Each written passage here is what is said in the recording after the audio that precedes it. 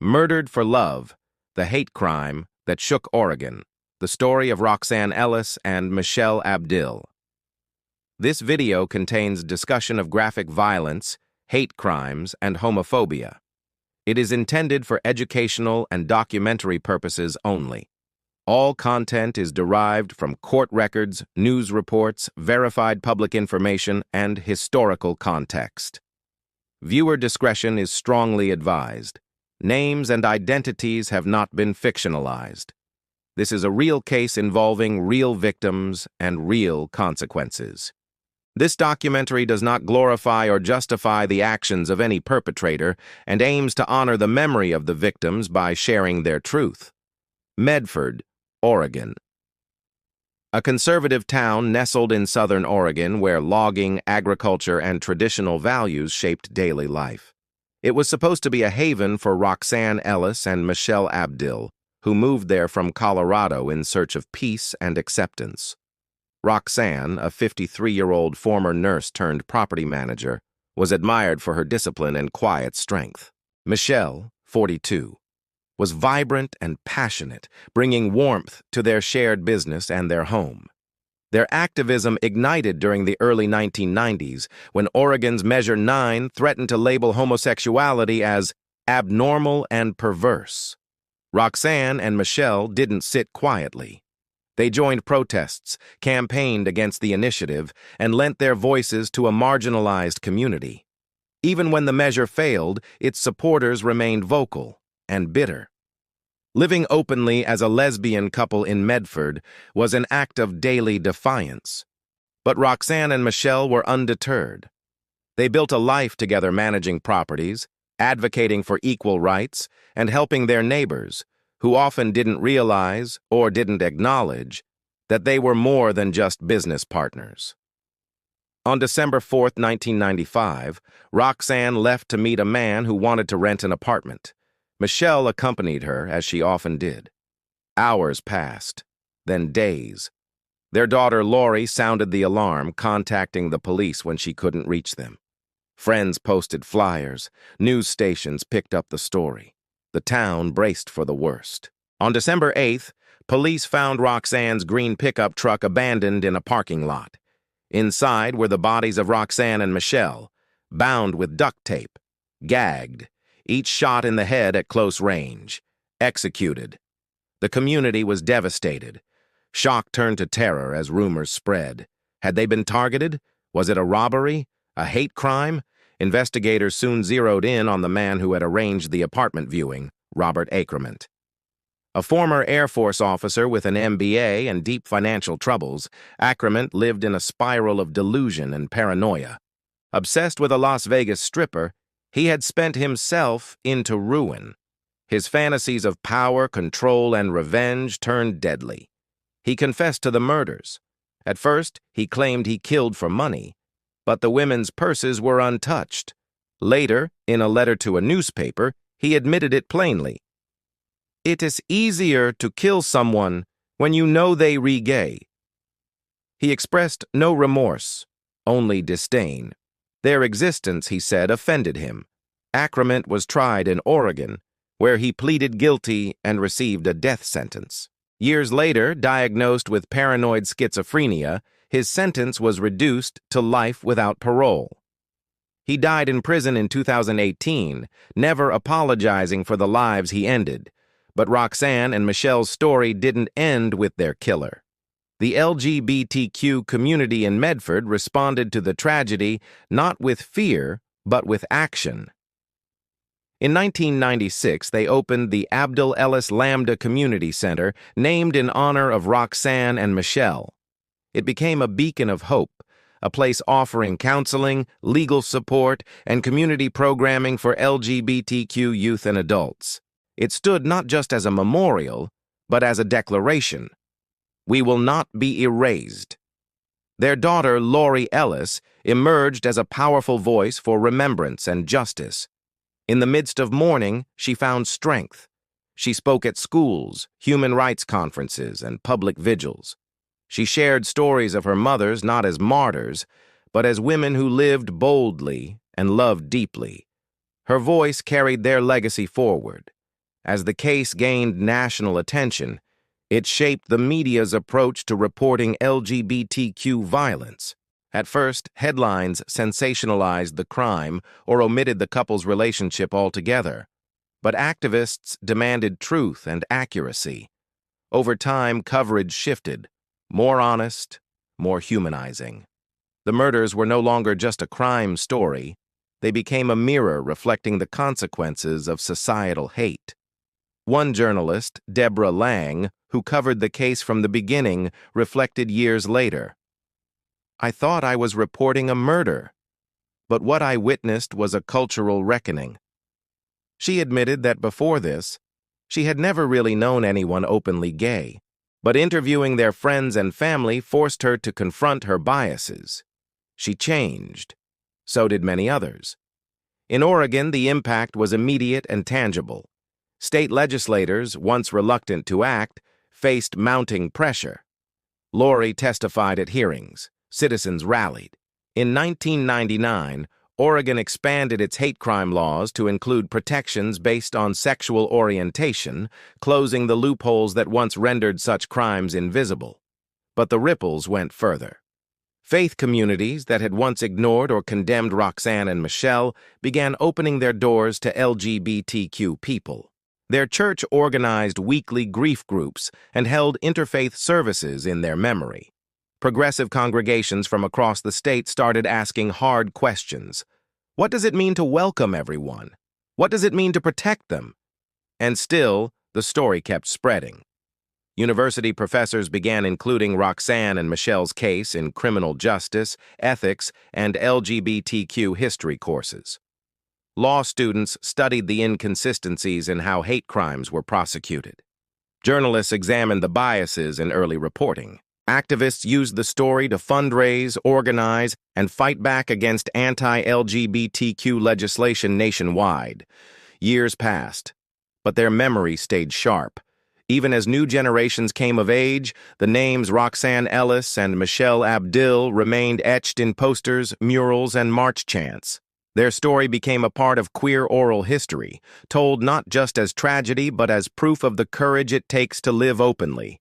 In a world that often punishes visibility, they had chosen to be seen, and for that, they were mourned, remembered, and celebrated. Years later, in a dimly lit prison interview room, Robert Ackerman sat across from a local reporter. His voice was cold, matter-of-fact. He described the murders with detachment, as if recounting someone else's actions. "I tied them up, gagged them, put them in the truck. It was quiet, just me and them. I did what I needed to do." When asked if he felt remorse, he replied flatly, "No, I did the world a favor." That moment aired during a televised segment, igniting a fresh wave of horror across the nation. The unrepentant hate in his voice wasn't just chilling, it was clarifying. For anyone still unsure whether the murders were a hate crime, his words offered no ambiguity. Protests flared again. Advocacy groups demanded further reforms. And more than ever, communities across the country began to see that hate was ba'ati, a relic of the past. It was alive, institutional, and urgent. In response, Medford continued to evolve. Small tributes began appearing across the city. A mural downtown featured two women holding hands beneath a rainbow sky. A scholarship was created to support LGBTQ students in social justice work. A community garden, tended by volunteers, was renamed the Abdill Ellis Peace Garden. Each year, December 8th became more than an anniversary. It was a moment of reckoning. A time to remember not just Roxanne and Michelle, but the silence that had surrounded people like them for so long. Nationally, LGBTQ organizations carried their names like a banner. GLAAD included their story in its hate crime awareness campaigns. PFLAG printed posters of them under the caption, "Visibility should never be a death sentence." Meanwhile, Lori Ellis kept speaking. She told students about her mothers, about how ordinary they were, how kind, how funny, how strong. "My mom wasn't just a lesbian," she'd say. "She was a property manager, a voter, a neighbor. She made the best lasagna. She helped tenants carry groceries. She loved Michelle like anyone would hope to be loved. In those stories, her mothers came alive again. The pain of their loss never faded, but Lori transformed it into a mission, reaching kids who were scared to come out, parents who didn't know how to support their children, communities that had closed their hearts. She wasn't just keeping their memory alive, she was helping others live more safely. The town of Medford also faced its own reflection. Longtime residents began speaking openly about how they once stayed silent. "I didn't know they were gay," one elderly neighbor admitted. "I just knew they were kind. Michelle brought soup when I had the flu. Roxanne shoveled my sidewalk in the snow. That's what I remember." Others expressed quiet guilt. "I never spoke to them," said a shop owner. "I was raised to think it was wrong. But now I see it was love. Just love. And I missed my chance to honor that." Change had come slowly, unevenly, but it had come. And it was born, tragically, out of a moment that should never have happened. In the years that followed, universities across the country began including the story of Roxanne and Michelle in criminal justice and gender studies programs. No longer confined to newspaper archives, their story was now a part of academic discourse. Professors used it to explore the psychology of hate, legal frameworks for prosecuting bias-motivated crimes, and media accountability. Law students studied the gaps in hate crime legislation that once left people like Roxanne and Michelle unprotected. Students who had never heard their names before now saw them as real people, women who had lived with courage and died because of it. A professor at Portland State University noted how the case affected her students. This wasn't abstract. These women were mothers, partners, neighbors. They lived 2 hours from here. That proximity changes how we teach justice. But even as their names gained attention, thousands of others remained forgotten. For every Roxanne and Michelle, there were dozens of LGBTQ individuals whose deaths received no headlines, whose stories never made it into classrooms or memorials. People who were disowned, closeted, misgendered, or misrepresented in death. People whose killers were never caught or never punished. Roxanne and Michelle had become a symbol, but they were never alone.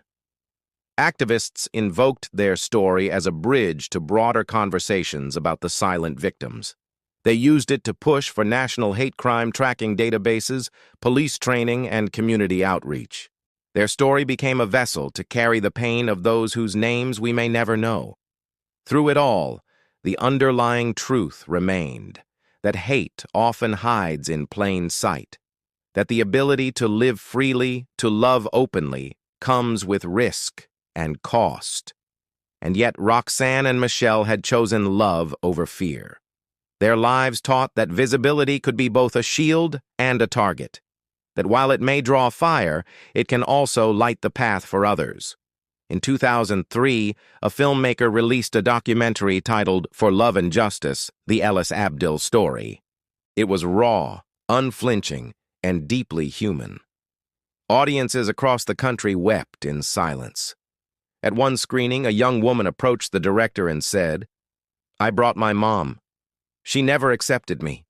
Tonight she held my hand."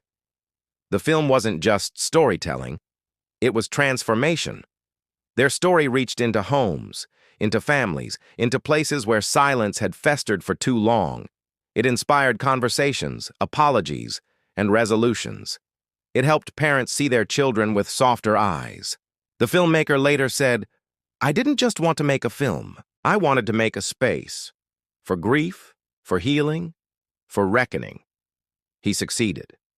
Across Oregon and beyond, Roxanne and Michelle's presence could be felt in the quiet changes: school anti-bullying policies, inclusive church sermons, city council proclamations during Pride Month.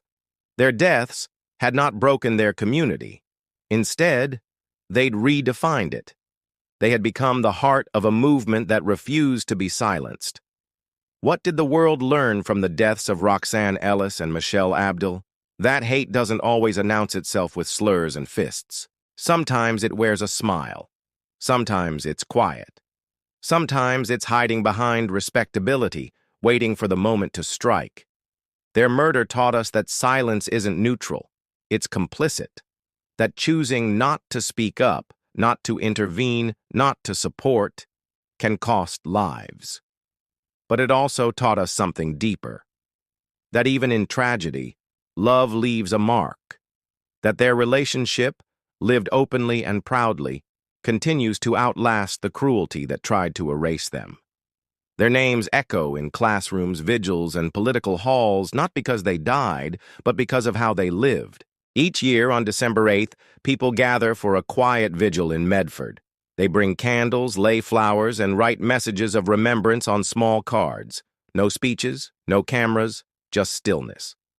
At the site where their truck was found, a small memorial has been placed. It's not grand, but it's sacred.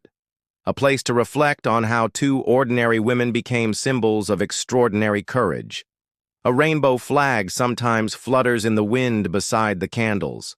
Strangers come to pay respects. Survivors of other hate crimes come too, and those who once stayed silent now stand in solemn solidarity. The vigil ends the same way each year, with a long moment of silence, and then a whispered promise passed from person to person. Never again. Outside of Medford, their story continues to grow. Their names have appeared in international human rights publications. LGBTQ centers from Brazil to the Philippines have honored them. In one city, a mural was painted of two faceless women holding hands in a garden of violets. The caption simply read, "For those who loved and were punished for it." A tweet sharing their story went viral during Pride Month in 2022. It read, "They died for being visible. We march so others won't." It was retweeted hundreds of thousands of times. Their legacy has also shaped policy. In hearings for the Equality Act, lawmakers invoked their story. Training materials for hate crime responders in police departments now include a segment on their case. Even modern media guidelines on reporting queer violence cite the mistakes made and corrected in their coverage. Yet, for all the change, the work continues. The risk remains. But so does the resolve. Roxanne and Michelle's greatest legacy may not be in the laws changed or buildings named. It may be in the quiet courage of those who see their story and decide to come out, to hold hands in public, to tell the truth, to love. Because despite everything, Roxanne and Michelle never stopped loving. Not when it was inconvenient, not when it was dangerous, not even when it was deadly. And even now, long after they're gone, their love endures. In stories passed between generations, in students who write essays about them, in mothers who finally say, "I'm proud of you," in every candle lit and every promise made to never forget. They lived with purpose. They died for being themselves. And they will be remembered, not just as victims, but as heroines of truth, courage, and love. If this story touched you, please like, share, and subscribe to help others hear Roxanne and Michelle's truth. Their names should never be forgotten. Thank you for watching The Archived Truth.